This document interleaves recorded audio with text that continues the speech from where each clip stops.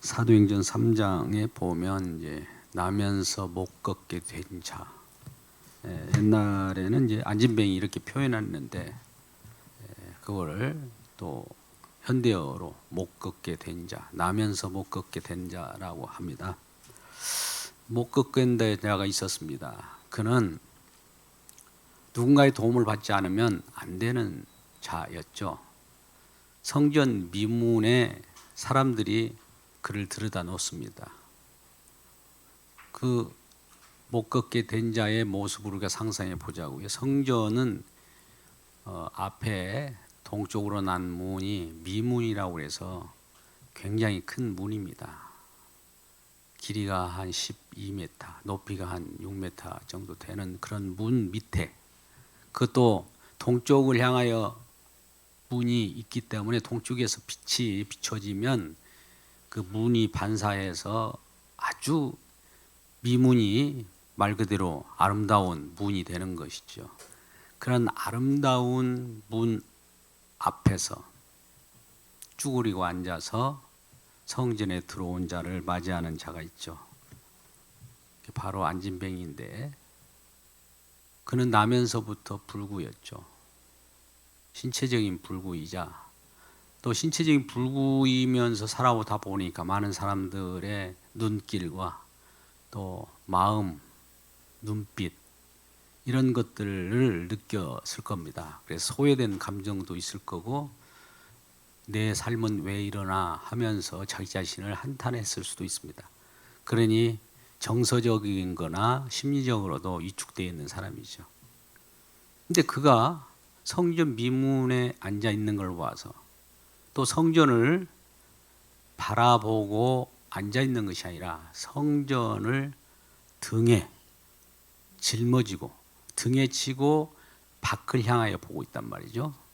그러니까 성전에 등을 지고 있다는 것은 하나님을 등지고 살아가는 자예요. 영적인 불구인 거예요. 그러니까 이 사람은 세 가지 다 불구가 있는 거예요. 육체적인 거, 정서적인 거, 또 영적인 모든 것이 다 온전치 못한 사람이라는 겁니다. 이런 자가 있는데 이제 새로운 변화로 하나님의 성령을 받은 베드로와 요한이 이제 성전으로 기도하러 들어갑니다.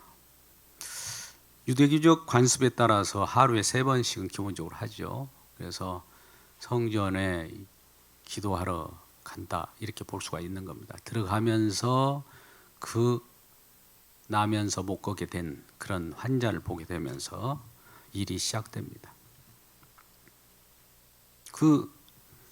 오늘 말씀에 보면 2절 나면서 못 걷게 된 이를 사람들이 메어오니 이는 성전에 들어가는 사람들이 구계를 하기 위하여 날마다 미문이라는 성전 문에 두는 자라. 그가 베드로와 요한이 성전에 들어가려 함을 보고 구걸하늘. 이 성전에 들어온 자들은 뭔가 동전을 가지고 있고 또 성전세를 내는 그런 것들도 있기 때문에 분명히 뭔가 있다 보고 구걸하는 자는 말 그대로 구걸하는 거예요. 구걸하거늘 베드로와 요한과 더불어 주목하여 이르되 우리를 보라. 베드로와 요한이 그 안진뱅이에게 말하고 있습니다. 그러니까 그 안진뱅이가 그들에게서 무엇을 얻을까 하여 바라보거늘. 우리의 이와 같은 여러 불행인 요소가 있는 사람들은 스스로 살아가기 쉽지 않습니다. 그러니까 누구의 도움을 받아야 하기 때문에 무엇을 얻을까 하여 그 베드로와 요한을 바라보게 되는 겁니다. 우리도 우리 스스로 살아가기 힘들면 주변의 사람들을 의식하고 누가 우리에게 도움을 주나 하면서 두리번거리는 것이 우리 인간들입니다. 근데 이 못 걷게 된 자도 그와 같이 무엇인가를 얻을까 하여 이 얻어야만 살아가는 신세죠. 그것이 없으면 굶어 죽기도 하고 또 하루 살아가는 그런 형편에 쉽지 않는 그런 모습을 보게 있습니다. 그러면서 베드로와 요한을 바라보거늘 베드로와 요한은 그 성전에 들어가면서 그 안진뱅이를 눈을 마주치게 되겠죠. 근데 베드로가 6절 말씀 보세요. 베드로가 이르되 은과 금은 내게 있거니와 내게 있는 이것을 내게 주노니 나사렛 예수의 이름으로 일어나 걸어라 하고 베드로가 말을 합니다. 은과 금은 내게 없다. 지금 무엇을 얻고자 하여 했는데 무엇을 얻고자 하는 데는 분명히 은과 금, 동전, 뭔가 살림살이에 도움이 되는 거, 거지로서 얻어먹고 살아야 되는 그 무엇인가를 요구했을 수 있어요. 그걸 바라보면서 그걸 요구했는데 네가 요구하는 그런 건 없어. 네가 그 요구하는 것은 내게는 없다. 그러면서 뭐가 있다고? 내게 있는 것이 있는데 그러한 네가 요구하는 그런 것이 아니라 내게 있는 것은 나사렛 예수 이름이 있다는 거예요. 나사렛 예수. 내가 믿는 예수 그리스도. 우리가 성령이 임하면 내 안에 예수 그리스도가 안착을 하시고 저와 여러분과 함께 하십니다. 영원히 떠나지 않은 분이에요. 그분을 소개하는 거예요. 예수 믿고 성령 받은 사람은 먼저 누구를 소개하느냐? 세상 재물을 소개하고 내가 큰 뭘 이루었다. 예수 믿고 뭐 이게 처음에는 문제가 있었는데 승리를 했다. 그런 것일까요? 예. 하나님이 우리에게 주시는 영원한 생명에 관한 거예요. 이 땅의 것은 우리가 잠시 있다가 지나갈지만 이 땅이 지나가는 거 말고 영원히 우리에게 부여해 줄 수 있는 약속으로 미리 창세 전에 약속했던 그 내용들을 우리들에게 주시겠다는 거예요. 그러니까 그것을 먼저 내가 성령 받아서 오순절에 성령을 받은 베드로 입장에서는 그거를 주고 싶은 거예요. 소개시키고 싶은 거예요. 나사렛 예수.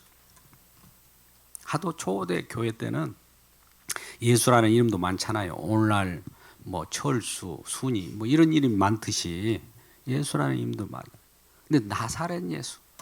그는 베들레헴에 태어나서 나사렛이라고 하는 동네에서 활동한 그 예수.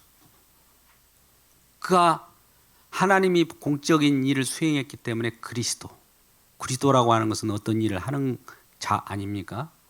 수행하는가? 무슨 일을 수행할 때 우리가 기름 부음 받잖아요. 그 그리스도예요. 메시아. 그러니까 나사렛에서 활동했던 예수인데 그가 그리스도인 그 일을 수행한 자를 내가 소개한다는 거예요. 그럼 그가 이룬 것이 뭐가 있겠어요? 이 땅에 오셔서 죄와 허물로 죽어가는 저와 여러분을 위하여 무엇인가 해놓은 일이 있다는 거죠.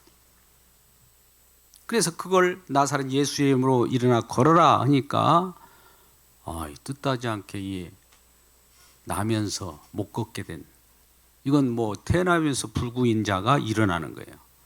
일어나는 모습이 이렇게 나타납니다. 7절 오른손을 잡아 일으키니 발과 발목에 곧 힘을 얻고, 발과 발목에 힘이 들어가는 거예요.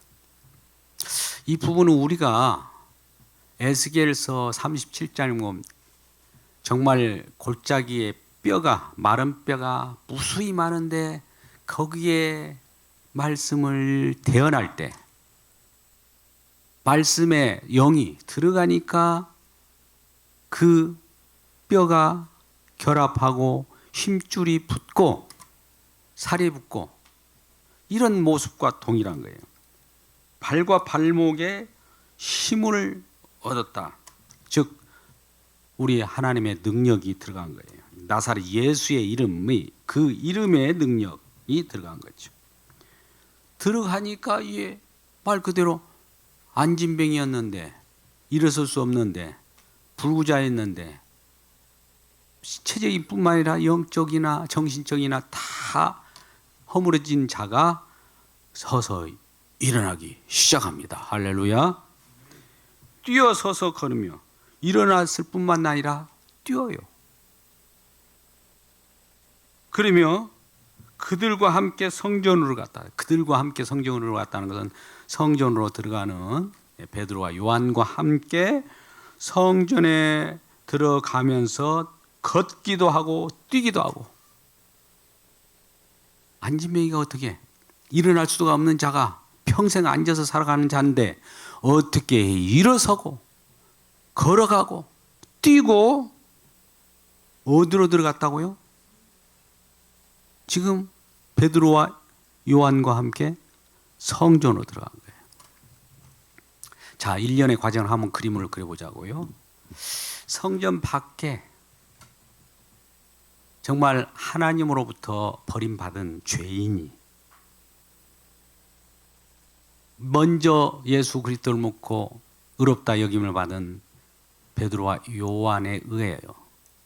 베드로가 자기가 믿는 예수 그리스도를 증언하니 안진뱅이인 죄인이 예수 그리스도를 받아들이고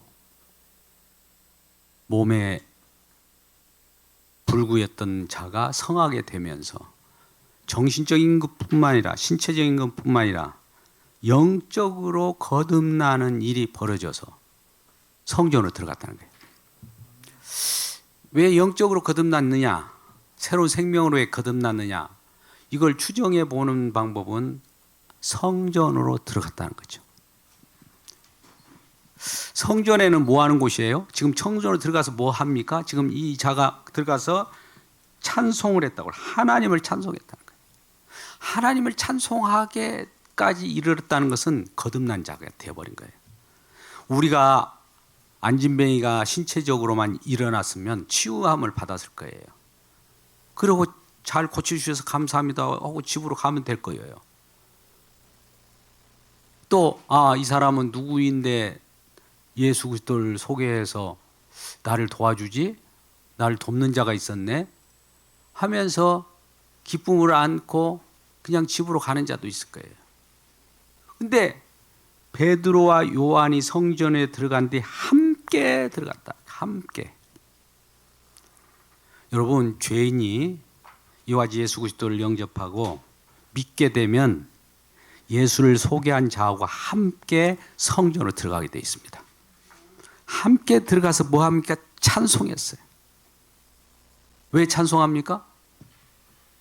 우리를 구원하시는 우리 주님, 나를 물론 여기 신체적으로는 불구해서 온전함으로 얻게 한 것뿐만 아니라 이 그동안에 혼자 외로이 많은 사람의 지탄을 받고 어떻게 보면 눈치, 코치 그런 외면을 당했던 자가 이런 것이 한꺼번에 다 사라져버리고 정말 날듯이 뛰며 걸어가도 됐는데 너무 좋아서 뛰기도 하고 우리가 성전에 들어가면서 뛰기도 하고 우리가 찬양을 뛰기도 하고 그럴 필요가 있어요. 즐거우면. 이런 일이 벌어진 거예요. 네, 이러한 모습들을 어느 다른 사람들은 그걸 지켜보는 사람들이 있습니다. 한번 보시죠. 9절. 모든 백성이 그 걷는 것과 하나님의 찬송함을 보고 그가 본래 성전 미문에 앉아 구걸하는 사람인 줄 알고 그에게 일어난 일로 인하여 심히 놀랍게 여기며 놀라니라. 이건 놀랍게 여기며 놀라니 강조해요. 아주 놀라가지고 예수 믿으면 저와 같이 된다는 것을 주변 사람들이 보고 놀라는 거예요. 우리는 어떻습니까? 태어날 때부터 안진뱅이라고 하는 건 죄인이에요. 죄인의 모습이에요. 아무것도 할 수 없어. 무능력이에요. 누구 도움을 받아야 돼요. 무능력한 그를 스스로 살아가기 힘드니까 도움을 청해서 살아가다가 사실은 그 도움보다도 예수 그리스도를 소개해서 전도함으로 그 말씀을 또 예수를 믿게 됨으로 자신이 새로운 인생이 되어버리는 거예요. 이런 일이 이제 교회가 지금 우리 사도행전에 보면 교회가 아니라 탄생하는 내용들입니다. 이 내용들이 죄인이 구원받고 교회로 들어가고 죄인이 구원받고 교회로 들어가고 죄인이 구원받고 교회로 들어가는 모습인 거예요. 그러면 구원받고 교회에 들어가면 심란해 갖고 들어가냐? 아니에요. 오늘 보세요. 찬송하며 기뻐하며 뛰며 들어갔다고 그랬어요. 혼자 들어갔느냐? 아니, 같이 간다. 같이. 그러니까 우리 교회 생활이라고 하는 것은, 신앙 생활이라는 것은 혼자 하는 것이 아니에요. 함께 하는 거예요. 어떤 사람은 나 개인 구원이야. 여러분, 제가 개인 구원은 부정하잖아요. 주님의 몸으로 구원이지, 개인 구원, 개별적 구원은 우리가 CCC나 이제 우리 물론 전도하기에 그거 개인 구원을 얘기하기도 해요. 그러나 궁극적으로는 그리스도 몸으로의 구원이에요. 그리스도의 몸된 교회가 저와 여러분이잖아요. 그러면 그런 교회라고 하는 그 교회 속에서 예수 그리스도가 교회의 머리로서 통치하잖아요. 교회의 머리라고 하니까 또 교회를 핏값으로 샀다고 하니까 피를 그냥 뿌렸나? 이런 생각을 하는데 그것이 아니라 예수님의 보혈의 피에 의해서 구원받은 백성들이 모인다. 백성들이 교회인 거예요. 주님의 피로 우리를 사신 거예요. 핏값을 지불하고 우리를 샀다고요. 이걸 구속이라고 합니다. 구속. 이전에 그 종들을 살려고 하면 인력 시장에 나갑니다. 그러면 좀 성하고 일을 할 만한 자들에게 돈을 지불해요. 그러면 이제 그거 종은 내 것이에요. 나에게 구속됐어요. 내가 부릴 수 있는 거예요. 그러니까 우리가 주님께서 우리를 샀기 때문에 주님이 우리를 부리는 거예요.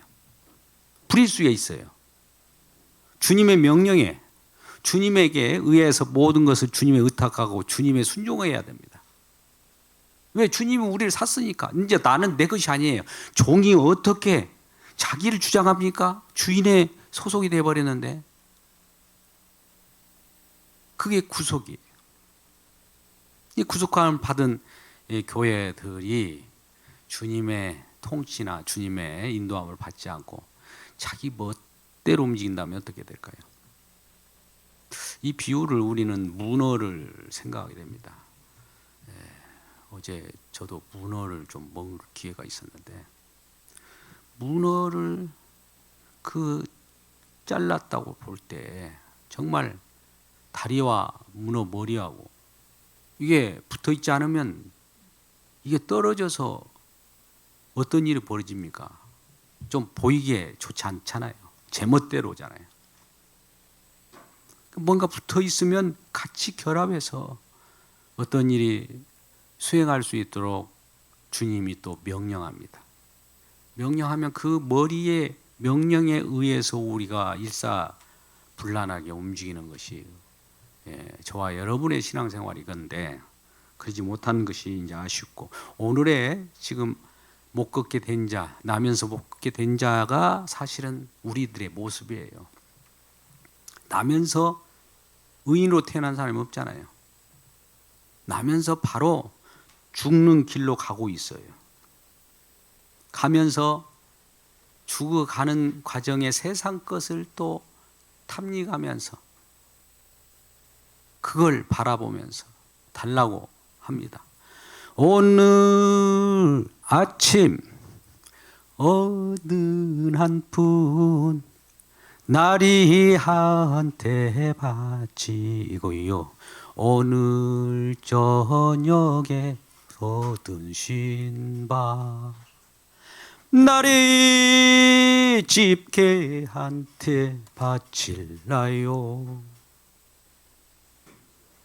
우리 이제 어렸을 때는 저도 이제 오늘 말씀을 증거하면서 생각하기에 내 자신의 분수도 모르고 시골의 지역에 그와 같은 거렁뱅이들이 오고 갑니다.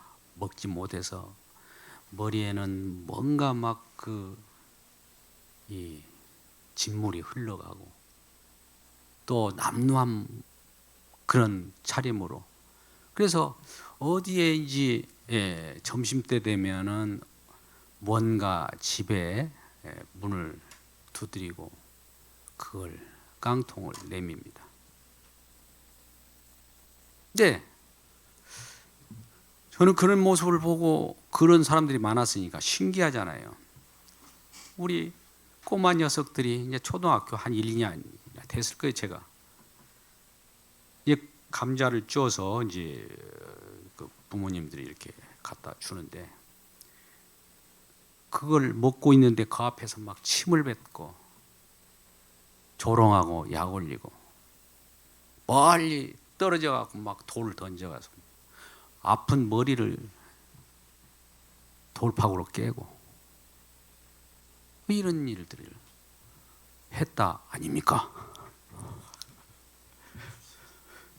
누구나 그런 경험이 있을 거예요. 저는 또 그걸 즐겨 했기 때문에 애들을 몰고 다니면서 너무 그런 취미 생활이 그거였던 것 같아요. 지금 생각하면 저처럼 더 회개해야 할 사람이 없을 것 같아요. 그러다 보니까 나중에 그 모습을 보고 제가 아까 이런 각설이나 품바에 관한 그 원스톱으로 드라마를 다 하잖아요. 기회가 있으면 제가 여기서 1시간 동안 모노 드라마를 다 하게 되는데 그 구절 중에 아까 그 한 대목이었어요. 우리는 태어날 때부터 얻어먹으려고 태어납니다. 왜? 내가 스스로 살아갈 수 없기 때문에 먼저 온 사람에 의해서 우리가 또 이어받아서 먹고 살고 그런 식이 되는데 이러한 상황 속에서 이제 영원히 내가 얻어먹는 것이 아니라 하나님이 풍성한 은혜로 우리를 친히 공급해 주시는 그런 나라로 향하고 있는 거예요. 그러니까 이 인생은 너무나 우리가 살아갈 때 힘들고 어려워요. 갈 때마다 이곳저곳에서 어려우면 호소가 하면 우리들도 그것을 많은 사람들을 향하여 요구하게 되고 우리가 사실 이 거렁벙이나 구걸하는 자 그 모습이 그 모습으로만 그 사람들에게 이렇게 한정시키지 마십시오. 우리가 경제 활동하는 건 뭡니까? 그 얻어먹는 행위예요. 우리가 유식한 말로 경제 활동한다고 하고 그런 표현을 하지만 결과적으로 얻어먹어야 경제 활동해야 살잖아요. 그래서 봉급이 적네 많네 많이 이걸 주네 만회하고 그런 가중에서도 누군가가 복음을 전한다면 그것을 받아들인다면은 완전히 우리는 새 생명을 얻은 거예요. 그러니까 예수 그리스도를 믿는 자들은 두 생명을 살아갑니다. 우리 모든 인생은 이 땅에 한 번 누구라도 다 태어나요. 한 번 태어나고 끝나버리면 두 번 죽어요. 육신적인 죽음, 그 다음에 두 번째 심판이라고 하는. 근데 두 번 태어나면 한 번 죽어요. 육신적인 것은 한 번 우리에게 죽는 것은 우리에게 이미 정하여진 것이. 왜 정해졌냐면 아담이 범죄로 인하여 선악을 알게 하는 나무의 열매를 따먹지 말라고 따먹은 거로 반드시 죽는다. 그러니까 하나님 약속이니까 죽어야 되는 거예요. 죽어가는 것이 이제 죽어가는 것도 하나님이 지금 약속이 하나님이 이루어지고 있는 거예요. 이걸 우리는 창조 작업이라고 했어요. 새 창조 작업을.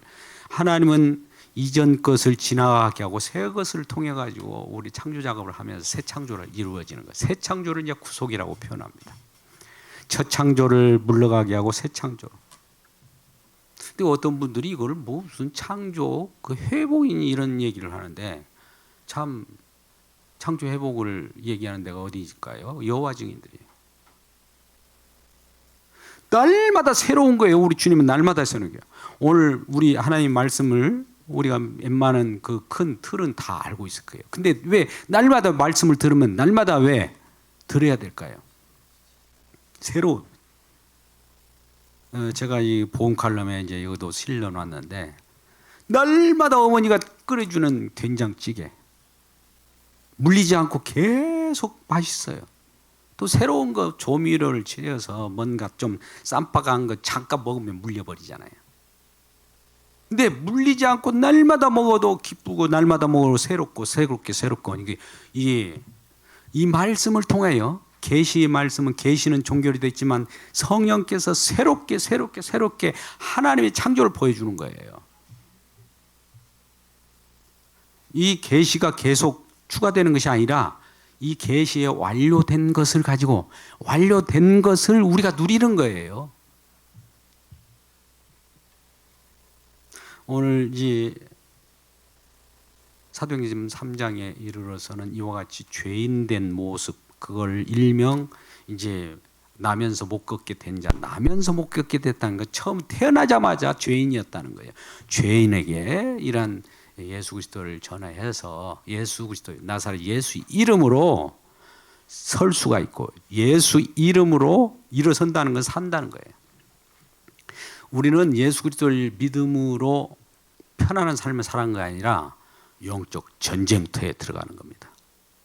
성령에 이끌려서 이제 성령에 이끌리는 몸이 되면 반대로 악령은 우리를 저항을 하게 돼요. 이게 영적 전투에 몰입한 거예요. 사도 바울도 영적 전투에 몰입하게 된 거라고 표현하지 않습니까? 예수 믿으면 아무 어려움이 없어. 예수 믿는데 왜 어려움이 있어요? 이런 기복신앙적인 그런 표현을 하는 사람이 있는데 성경을 잘못 보니까 그래. 예수 믿으면 그냥 편하려고 예수 믿는다고 착각을 하는 분이에요. 물론 우리들에겐 영원한 생명이 보장되어 있는 거예요. 그래서 이 예수 믿고 나사렛 예수님이 일어나 걸어라, 일어나 뛰어라, 일어나 찬양하라, 이런 모습들은 어떻게 보면 영적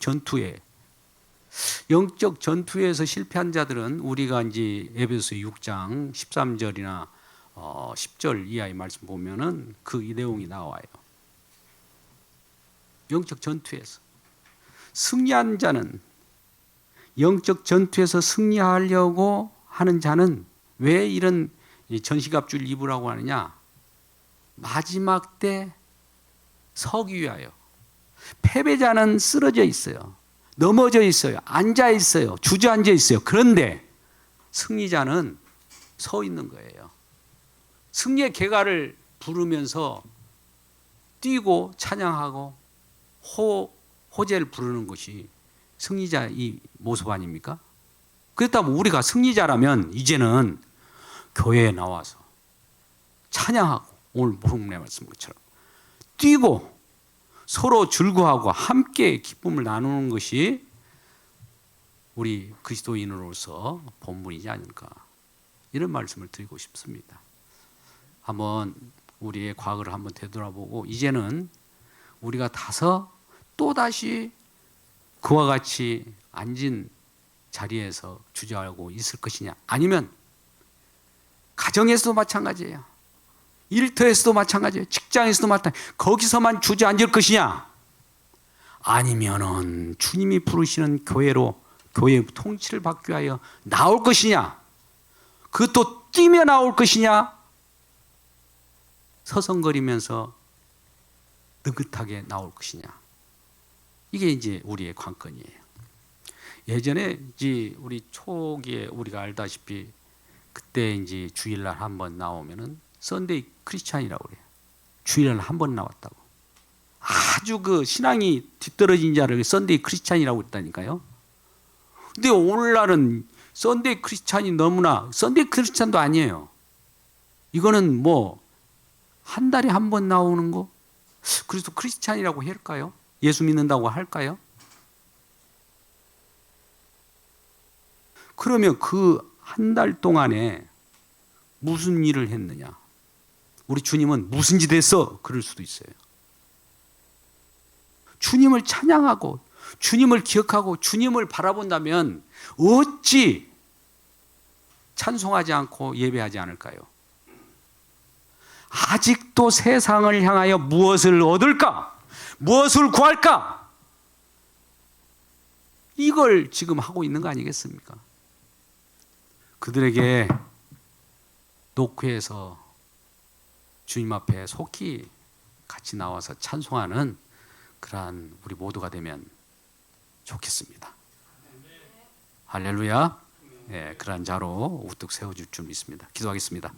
아버지 하나님 감사합니다. 오늘도 변함없는 주님의 사랑이 우리를 사로잡았으며 성령께서 충만함으로 우리를 붙들어 주셨으므로 우리가 예수 그리스도를 드높이게 됩니다. 우리 하는 모든 일이 주님 안에서 순적하게 이루어지게 하여 주셔서 주님을 찬송하고 새로운 생명이 탄생할 때마다 주님 앞에 영광을 돌리며 주님을 드높이는 우리 모두가 되게 하여 주시옵소서. 예수님의 이름으로 기도드립니다. 아멘.